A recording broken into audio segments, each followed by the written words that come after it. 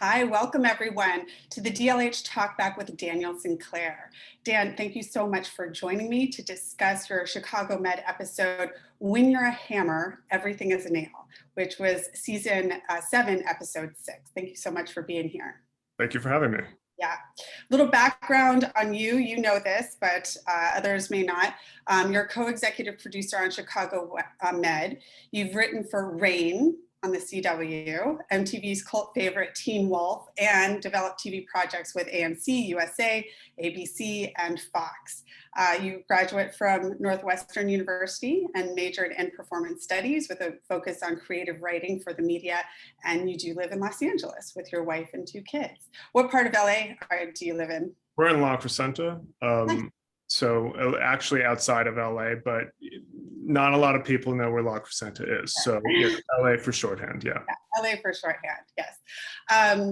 So I wanted to talk to you because When You're a Hammer, Everything is Nail was an amazing, for us in the organ donation community, it was a revelation when I watched it. And you really depicted parts of the donor process that a lot of medical dramas, either they just skip over or they really get dramatically wrong. And there's a lot of inaccuracies. It was clear to me, clear to us, that you did your homework on this one. So what made you decide to focus on really the donor storyline? Because there was a transplant storyline, but a lot of the focus was on the donor storyline. And what resources did you use to get this episode so right? Well, ultimately, it all started from a place of kind of our character, our surgeon, who was a trauma surgeon, who in our show this season was sort of apprenticing as a transplant surgeon upstairs. So we were looking for stories that, since he's kind of has one foot in one world and one foot in the other, we were looking for stories that ultimately cause the most tension and conflict between both worlds that he's living in. So because of that, we sort of arrived at this idea of having a donor come in the ED and a recipient upstairs who could greatly benefit from that donor should the donor pass away. But ultimately, the ethical conflicts that a doctor representing both patients would face. In real life, I'm not sure that would ever happen. It's very much TV the way we designed it, but the intent there was to turn the screws against the character as much as we could, and try to pull at him. Coming from is he caring about the donor or the recipient? Where is his care or her concern focused towards? And the truth is, hospitals have a lot of protocols in place for scenarios somewhat like this or anywhere near this to ensure that there isn't any ethical issue that comes on board. And oftentimes there are these organ donations, which I'm sure your organization is very well familiarized with. Gift of Hope, I know, is what works out of Illinois, and I presume the rest of the country. But these organizations that are third-party, impartial organizations that can be a middleman essentially to make sure that none of these ethical conflicts are coming in the way. That said, we were looking to put our doctor in a position where at least they emotionally feel as though they have the option of saving one life at the expense of another. And so that was how we arrived at focusing on the donor storyline. Our donor came in as a John Doe, and because of that, the hospitals have responsibility for how they treat unidentified patients like this. In my understanding, based on medical ethicists I've spoken to, the doctor always errs on the side of life. So even if the John Doe, even if the John Doe doesn't look like they have a very high survival rate chance or whatever the terminology is, the doctor is always going to err on the side of trying to keep that patient alive.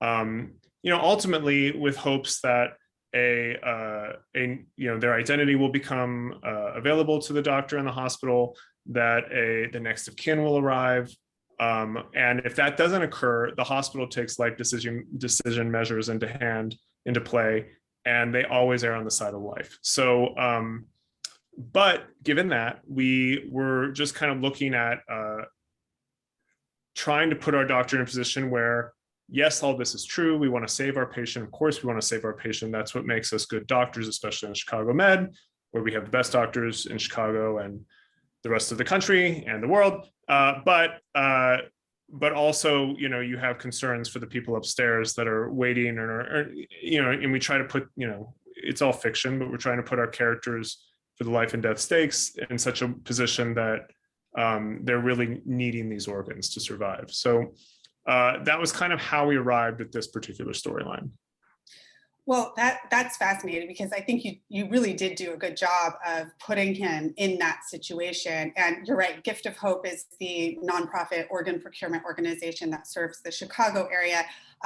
Donate Like Hollywood is a project of OneLegacy, which is the organ procurement organization in the Los Angeles area. And there's 57 of these organ procurement organizations, which you actually even talked about an organ procurement organization in your storyline. But before I get to that, I wanted to focus on what you just said in terms of the medical ethicists doing everything that they can to save their life, no matter if this is a John Doe or their best friend, right? And you really showed that. You showed the audience that this John Doe had been intubated in the field. He had been obviously rushed to the hospital. Chest compressions were happening as they were coming into the hospital. They shocked his heart. He was hyperthermic. They ordered warm blankets. They ordered a CT scan. Later in the episode, the patient even codes and they bring him back again. So you really see all of this life-saving effort, none of it while looking at a driver's license for a donor card, and none of it where the decision to, about donation or the consideration of donation. So tell me a little bit more about that decision not to talk about organ donation and to focus on that life-saving work, and really not to mention the fact that this could be a donor until almost like you were halfway through the episode before maybe the audience was starting to put it together, but before, the show really kind of put it together for us. Sure. Yeah. So Chicago Med is about an entire hospital, but the most of our storylines pertain to emergency room doctors, and so those doctors, their jobs are truly just all their patients are usually in emergent situations very often, and it's their jobs just to make sure that they're serving that patient to the best of their ability. So given that, and our Dr. Marcel, who's the protagonist of this storyline, his goal is truly just to try to keep that patient alive, no matter the circumstances. At a certain point, I believe like halfway through even early on upon the patient's arrival, they know in this story that the patient has had a lack of oxygen to the brain for a long period of time. Their recovery, they may live, but they're very likely going to have deficits if they do recover. And even then, a doctor in any hospital, certainly on our show, is going to focus on just trying to keep a patient alive. That's their ultimate goal, and that was his only goal in the story. And then, of course, by coming in later in the episode and reminding the audience that, well, here's this patient who has such a small chance of recovery at all, much less he'll never get back to 100%, that there is this opportunity to save someone else's life. So, but yes, my understanding, based on the consultants we speak with, we have many excellent doctor consultants on our shows that are ER doctors and obstetricians and neuroscientists and CT surgeons, that their focus is their focus. But ultimately, within the confines of their focus, keeping the patient alive is the number one most important issue. And given that was how we designed this episode.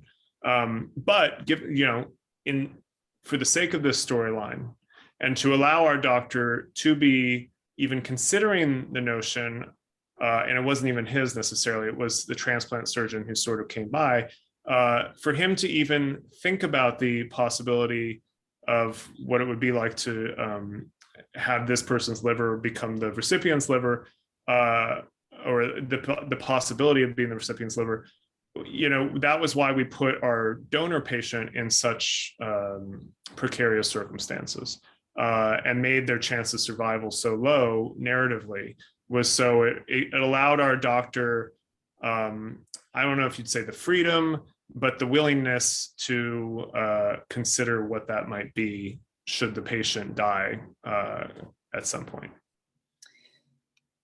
When you were talking about this tension, we see in the opening scenes, Dr. Marcel is there, he's upstairs, he's meeting with this gentleman who still has a good sense of humor, although he's been waiting for a liver for a long time.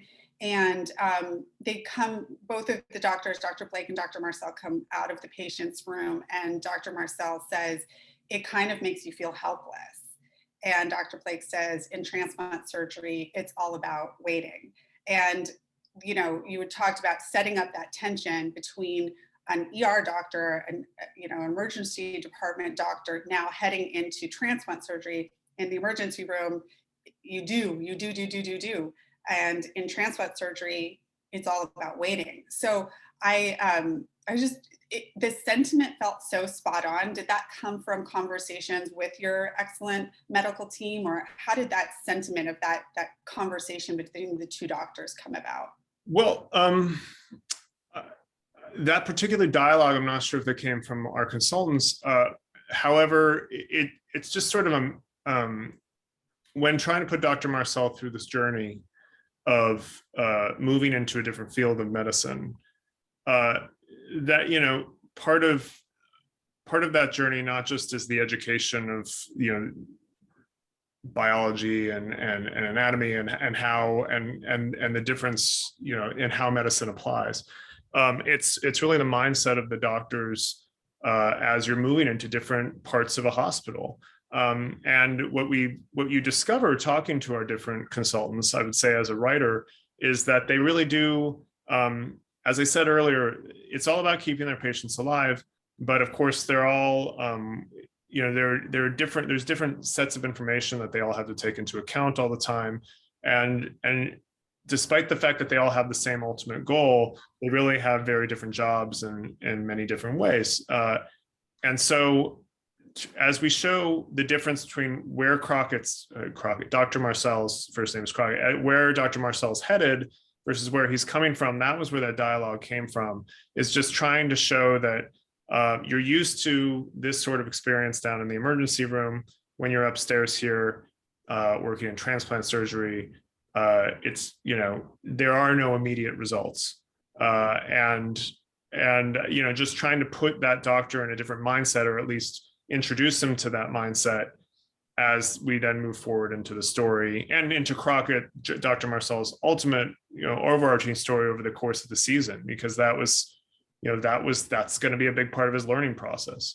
I think Dr. Blake, the transplant surgeon, even says, you can't just put a chest tube in and hope that they'll recover, which was actually NBC. It was a network note to give us an example of exactly how emergency medicine, give us an example of how an emergency doctor might be able to solve a problem immediately, as opposed to what we're looking at, which is in transplant surgery, if you don't have the organs, there's really nothing to do. And so that was where that specific line came from. But the point of that scene was, yes, to highlight the difference between these two fields. I think too, that idea of you have to just wait. Talking to any transplant recipient, it is the waiting that is, there's so much that goes, organ failure, and then all of the testing and all of the things that you have to do to get on the waiting list, and then simply waiting. And so it was a really simple but effective way to show that difference. You talked a little bit about the fact that you gave some clues throughout the episode in the beginning, talking about the fact that there had been head trauma, that there had been, not enough oxygen to the brain, And there were little clues along the way talking about each of these things. The eyes were fixed and dilated. They talked about the CT scan showing the brain is swollen. They discussed irreversible brain death. So those are really the key medical criteria. If you were really working in a hospital, these are the criteria: eyes and fixed and dilated, brain swollen without oxygen. That's when the ER would actually pick up the phone and call Gift of Hope or call the organ procurement organization and refer the patient and say, there's a potential donor here. So you definitely got that medical criteria right. A lot of medical shows just kind of gloss over that stuff. What made you go into those specifics? And again, was it your consultants that help you identify the criteria for brain death that you built into that episode? Yes, absolutely. The intent was to continue to inch the donor patient closer to an unrecoverable state. And yes, with the help of our Dr. Andrew Dennis, who is a Chicago trauma surgeon, who consults on every episode of our show, along with a few others, he sort of advised me of the medical circumstances that would realistically occur given the patient's situation. The patient, was found, is like a near drowning in Lake Michigan when they came into the hospital. So trying to find the medically correct or the medicine to support the circumstances, or quite honestly, we reverse engineer it. We know where we want our patient to be in the story. Midway through the story, we know we want them to have an anoxic brain injury. We know that we want them to have, like the likelihood of survival, by the fact that they coded once again later in the episode, means that their chance of survival is much less. And then we reverse engineered that it was actually a drowning in Lake Michigan. And that was the reason you alluded to before, why they don't check his driver's license. Well, the person doesn't have it on him. We looked for a way to create a John Doe scenario, and that the accident that propelled this patient into the hospital would create these medical circumstances. And yes, it was using a doctor to help to help solve the issues that we're looking for narratively. So that's kind of the process of how, as a writer, we arrived at that place. And again, every time we're putting that patient through another medical crisis, and having Dr. Marcel, I wouldn't say necessarily revive them, but resuscitate them. By doing that, we're forcing Dr. Crockett psychologically and maybe a little bit emotionally to start to consider the possibility of looking at this patient as a transplant patient. But again, because there is no next of kin, and there's no legal guardian, there's no legal person to speak up for the John Doe, it sort of falls on the shoulders of the hospital. And so usually you would probably gather an ethics committee of your ethics consultants at the hospital, of various doctors and administrators that come together to make these sorts of life and death situations. But as I understand it, if we don't have if you're not next to kin or the legal guardianship, if it is an ethics committee at a hospital that's making these decisions, they almost always err on the side of life. And they wait for the patient's circumstances to sort of unfold, which would then propel them into the hands of the Gift of Hope, or the fictional organ donation organization that we used in our story. And so that's how we arrived at that position on the story.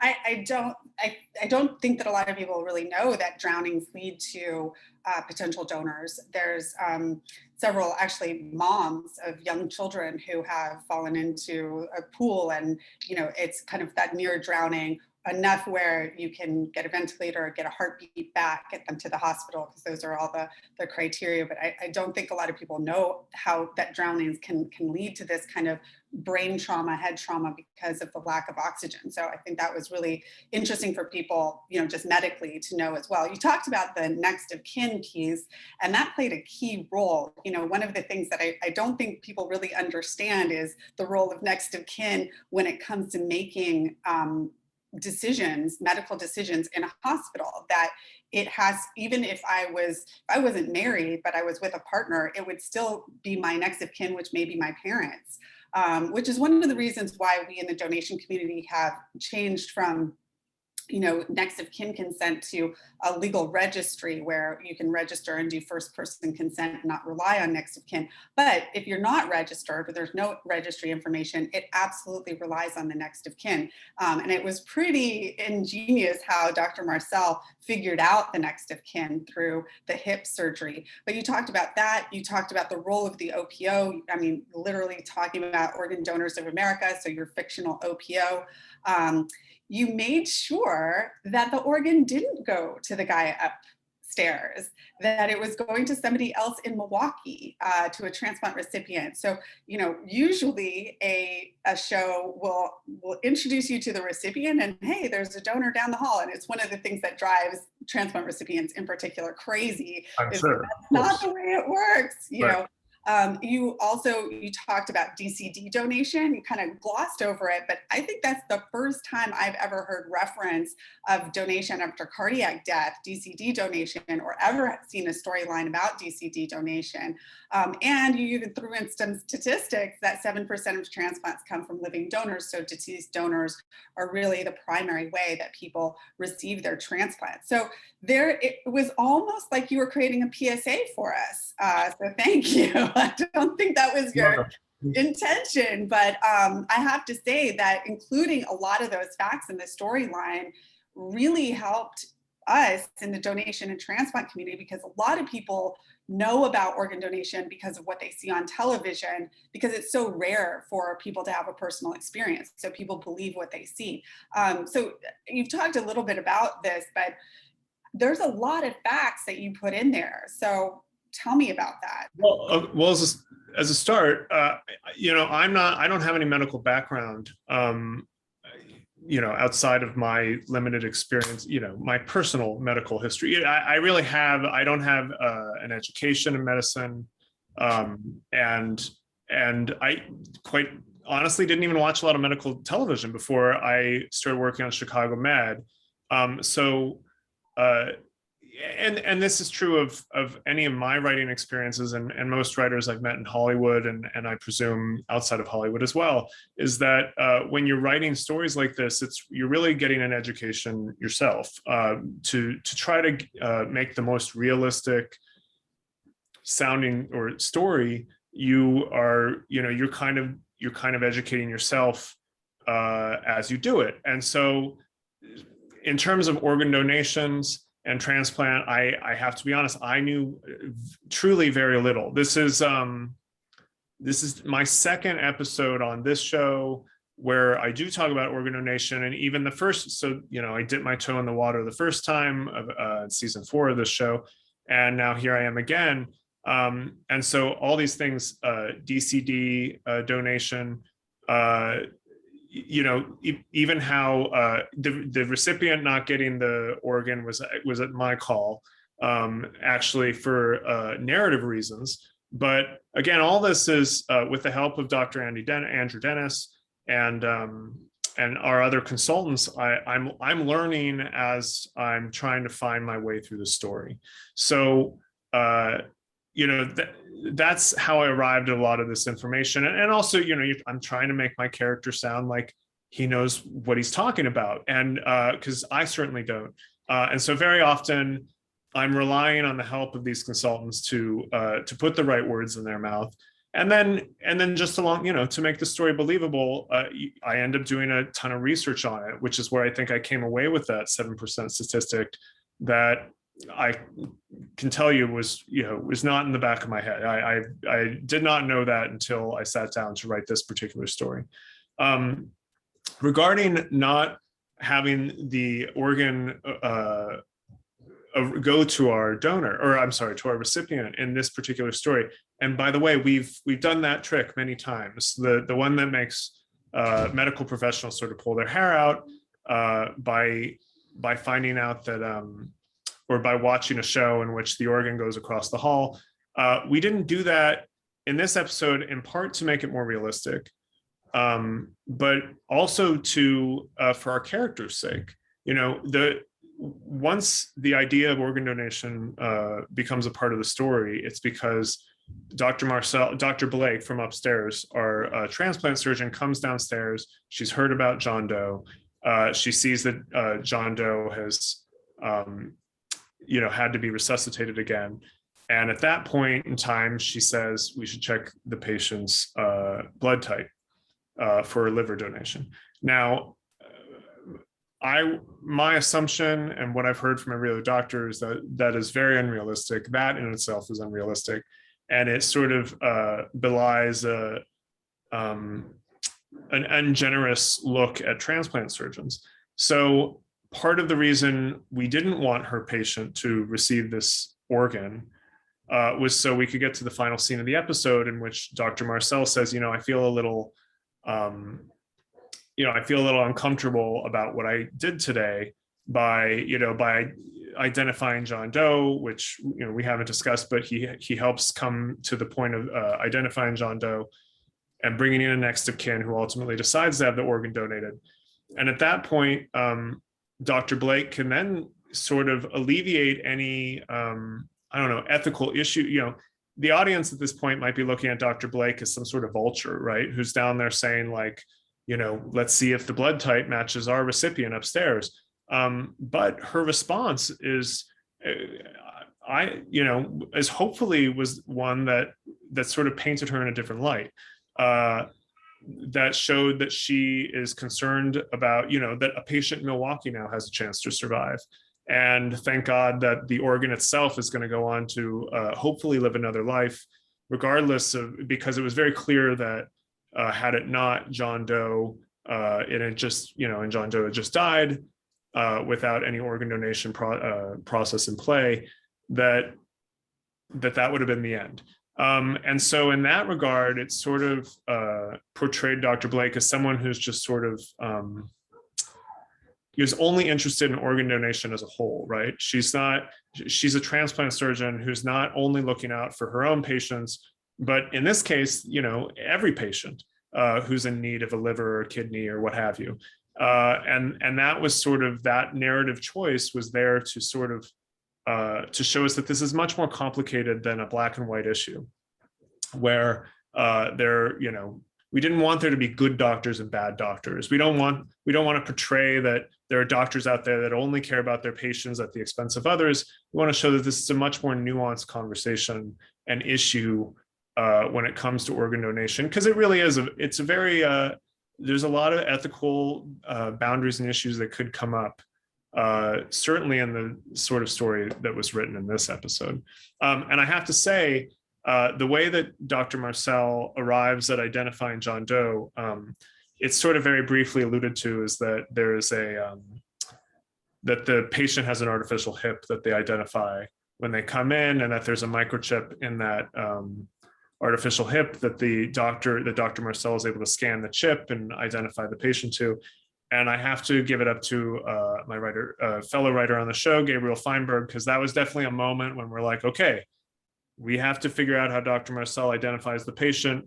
And as this very often happens on many TV shows, it was another writer who came in and said, well, what if you did this? And that ended up solving the solution narratively. So thanks, Gabe Feinberg.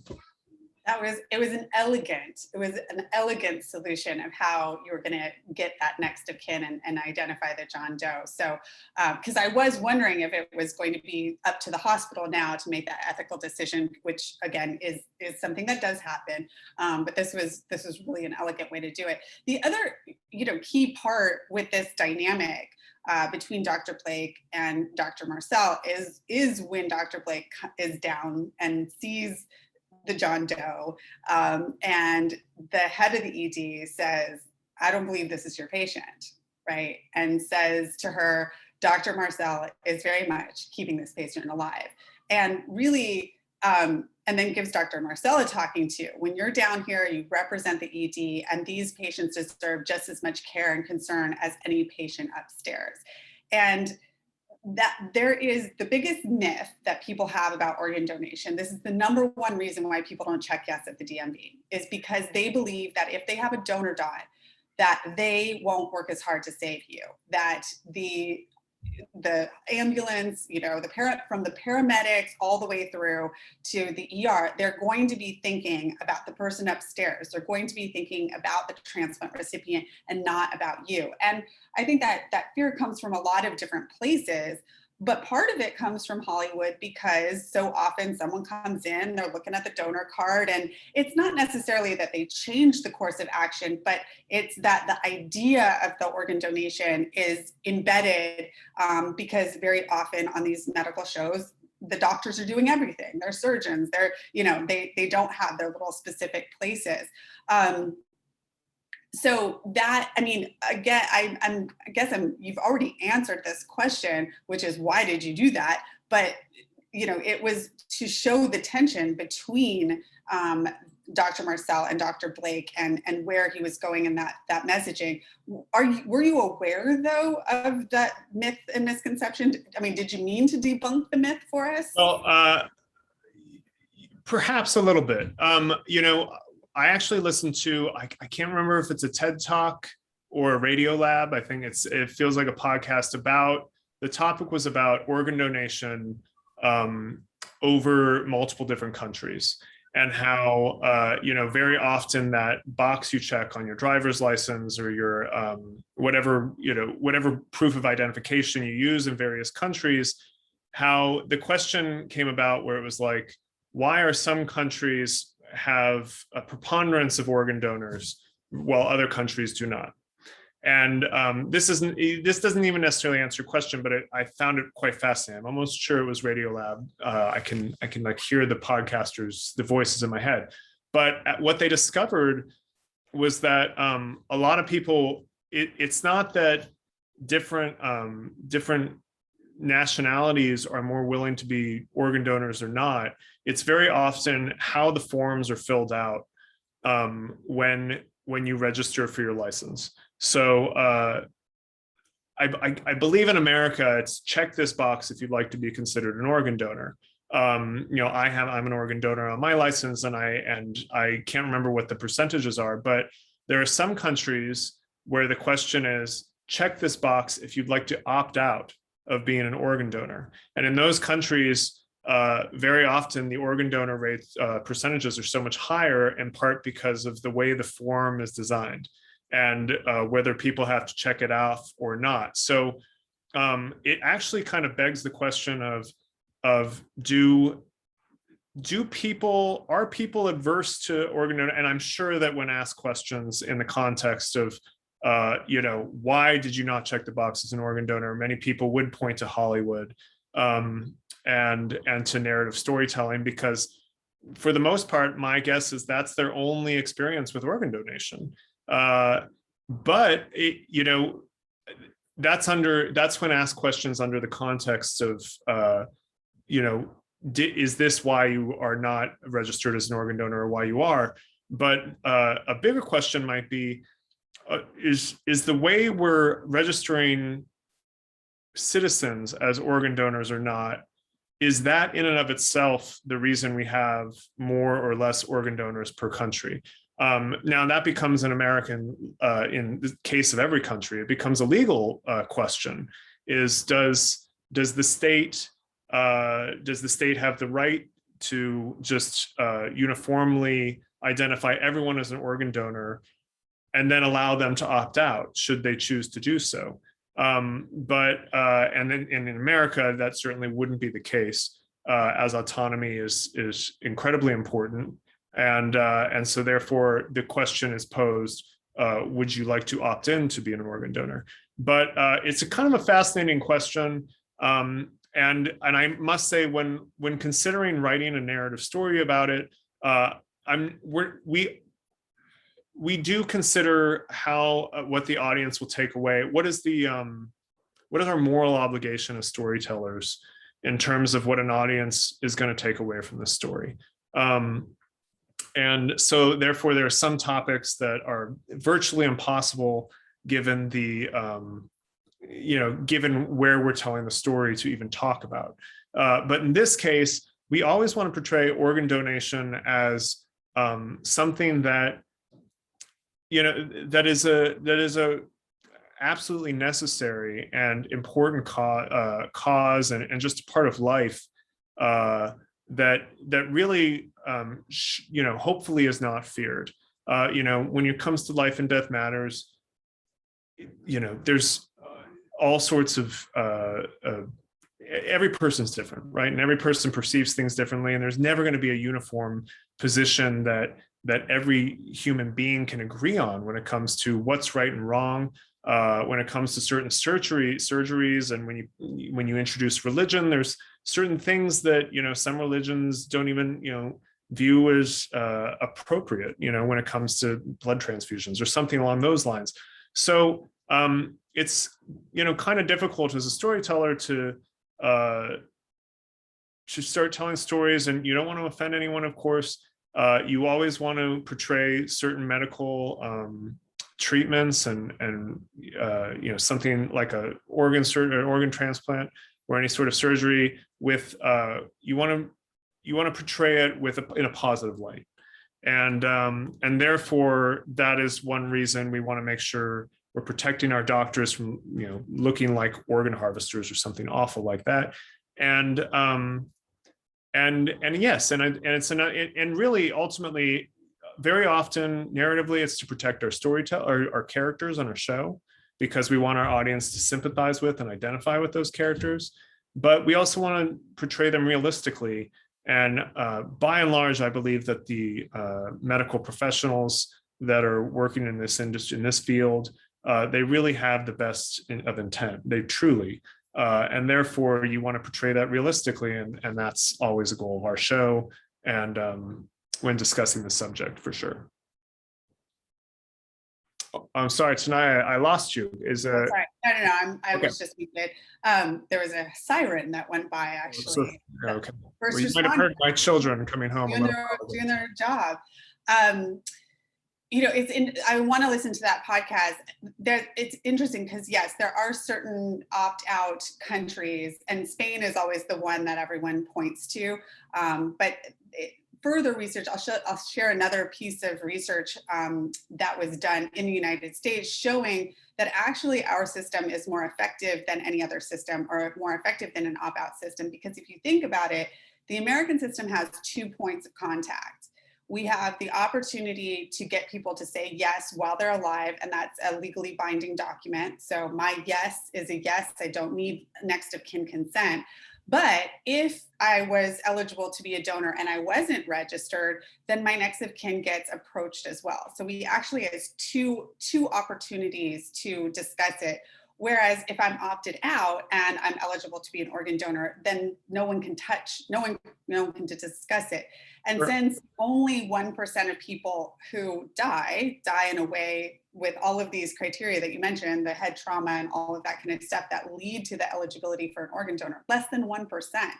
So it doesn't really, it's great when people register because it makes the process so much easier, but you have such a small pool of the number of people who are eligible to be a donor. And that's why we have a shortage of organs, is just because the number of people is so small.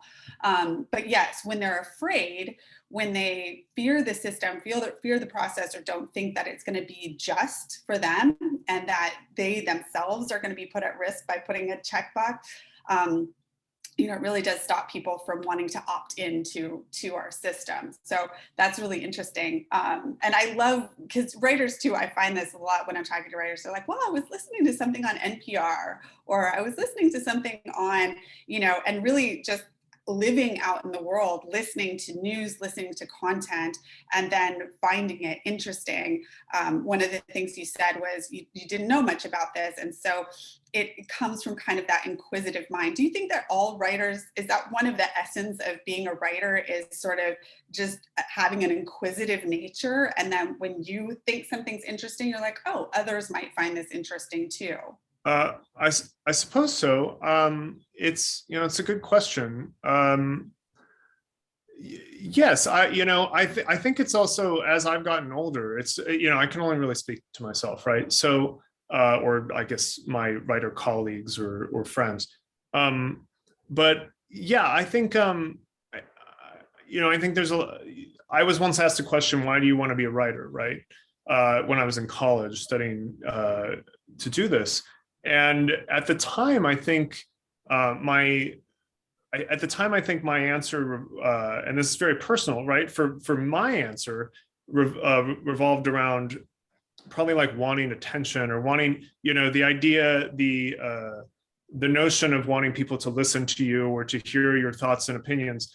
And as I've gotten older and as I've written more and more, I realized that people really only want to listen to you or read what you are writing when you have something to say, and which is sort of the arrogance of youth, is that it's not that I didn't necessarily consider that, but I didn't consciously take it into account as much as I was just more concerned with the look at me idea of either any sort of artistic expression, whether it was writing or performing or whatever that may be.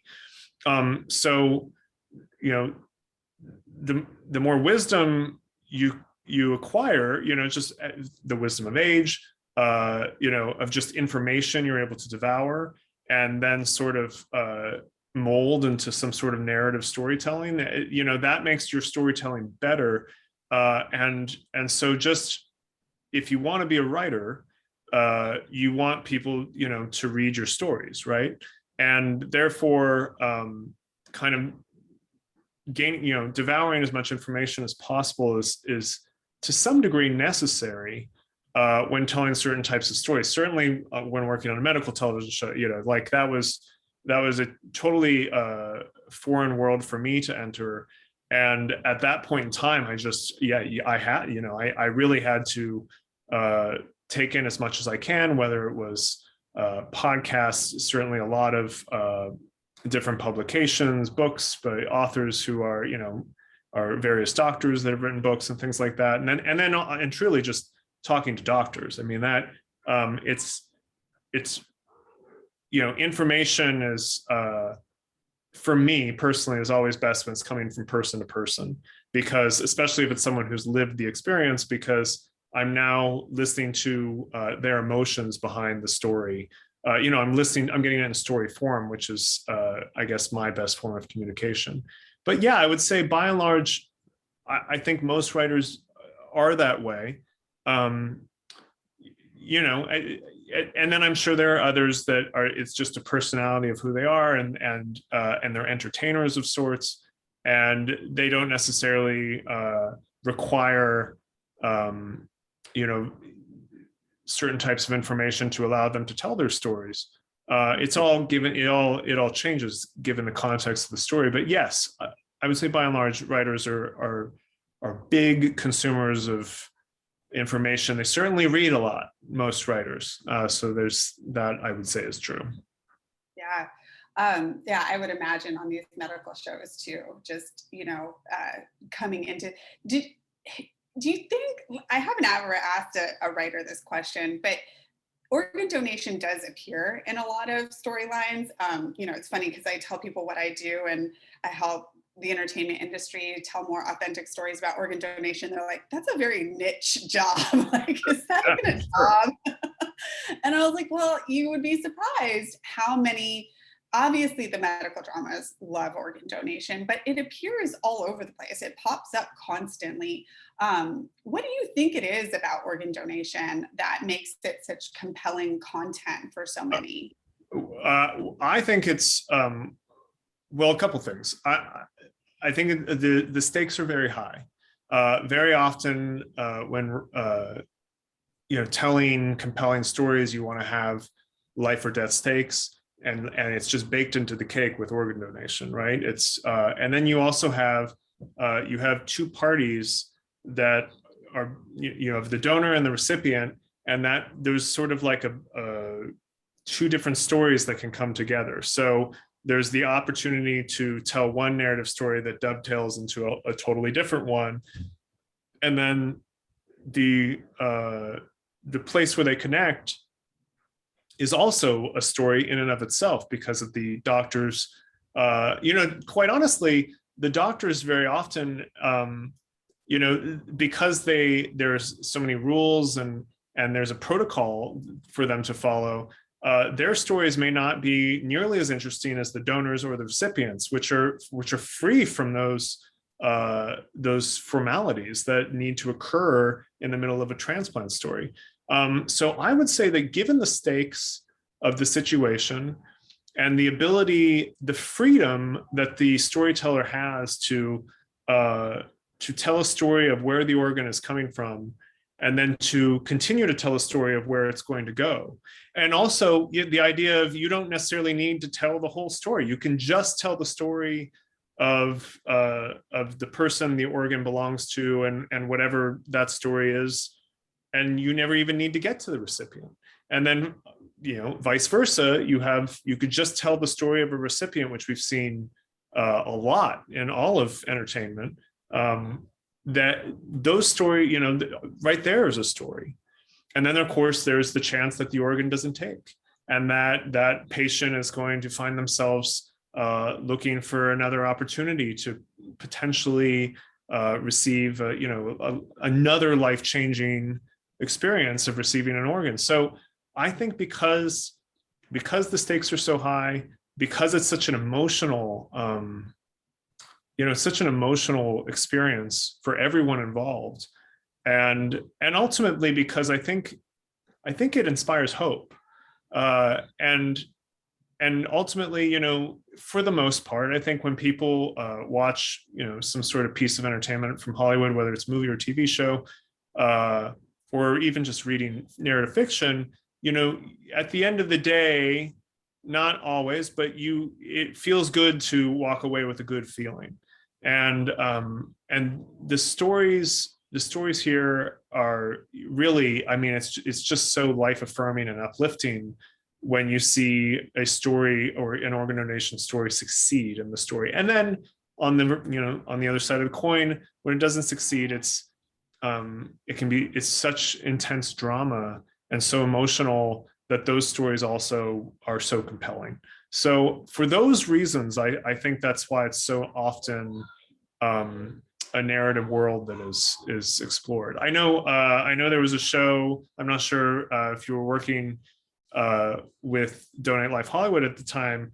There was a show called Three Rivers that was on CBS years ago that was just about organ donation, is my so not only was I working with Donate Life Hollywood, I read every script. Oh, I got script consultation on the first draft of every wow, script. okay, well, there you go. I know, and that was because of Carol Barbie, right? Sure. We had just started Donate Life Hollywood, and I got wind that there was going to be this show, Three Rivers. So we went to coffee, and I showed her all the research, and I was like, "You're gonna kill people if you don't get it right." It was pretty intense. I was very intense. I was much younger at the time, and she's like, "Okay, well," and her mantra was, "We'll do no harm and help when we can." So, we'll really try to steer clear of any of those myths and misconceptions. We'll try to stay away from the fear-based stuff. And if we can clear up a misconception or we can clear up a fear, then, we'll do that. So yeah, we had it was great because they would have a question about a liver transplant, and I'd call my liver lady, Dr. Shearer, and we'd work with them really closely. So the research also shows that there was a 6% increase in the public's willingness to register as a donor in a single year because of that show. There had never been that much of a bump up. It went up 6% in just a short period of time. Up to 96% of Americans being willing to register as a donor. We're back down to 90%. So, so now hopefully Chicago Med will be our next Three Rivers to Well, hopefully. Well, it's my understanding, and really it's a limited understanding. So I don't know. That's amazing that that statistic exists. And as far as I know, almost all the medical shows, and it's not like we get together and we all, it's usually in passing in the times in which we do cross paths, whether it's with a writer of another show, but we all do feel that moral obligation. It's important to get it right. And no one can know everything. I'm learning things from talking to you today that I didn't know, right? Like none of us are perfect in that regard. As writers, hopefully your doctors are, but like even they can't be. It's just not possible. But I do believe that all of us are very concerned with trying to provide an accurate yet an honest, portrayal of hospitals and the world of medicine. But yes, also to, in the case of organ donation, I think all of it, it's incredibly important field that we want to support in any way we can. And so it's important to provide hopeful stories and make the audience members realize that like this is something, God forbid you would participate in, but that there are circumstances that do occur in which it might just come to pass. You never know. And hopefully everyone has their their eyes open and their willingness to sort of participate. So we hope Chicago Med can be like that, but my understanding is most of the shows and their creative staffs feel that way. Well, thank you on behalf of all of the organ procurement organizations and transplant recipients who always throw things at their screen when they're watching a medical drama. And I know this one, it really was different for us. It was done differently and it was done so well. So you will receive a 2022 DLH Inspire Award for your authentic storyline. And we'll have a DLH Inspire Awards in the fall, and we would love to see you there and give you this award because it does mean a lot to us. And you're right, the stakes are life and death, and we're very aware of that every single day. And so when Hollywood can help us to share that message of hope, it means so much because it gets out to so many more people than we can do, in our little nonprofit outreach and education and stuff. So, so thank you on behalf of organ donation. And if you need other resources, Donate Life Hollywood is here with access. I know you have great expert consultations. If there's anything that you need specifically with organ donation or ideas or anything, we're here to help you for free with resources for your writing team so that we can, get innovative storylines that are interesting and dynamic, but also true to life, and hopefully help to save lives too. Great. Thank you so much. You're welcome. All right. Well, thank you so much for being with us today. And thanks for listening, everyone. Bye.